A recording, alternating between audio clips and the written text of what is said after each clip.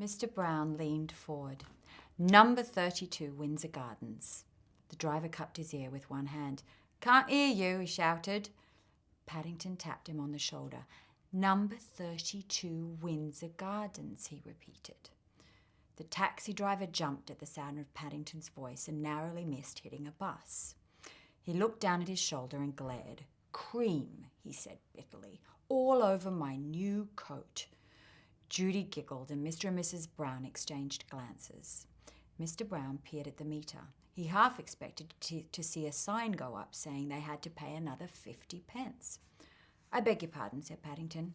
He bent forward and tried to rub the stain off with his other paw. Several bun crumbs and a smear of jam added themselves mysteriously to the taxi driver's coat.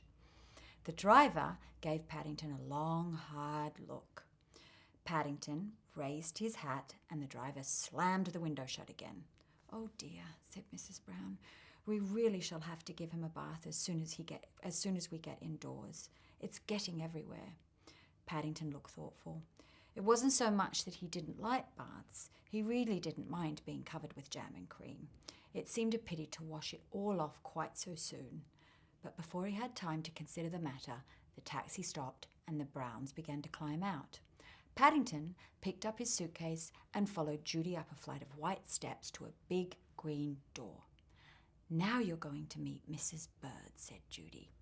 She looks after us. She's a bit fierce sometimes and she grumbles a lot, but she doesn't really mean it. I'm sure you'll like her. Paddington felt his knees begin to tremble.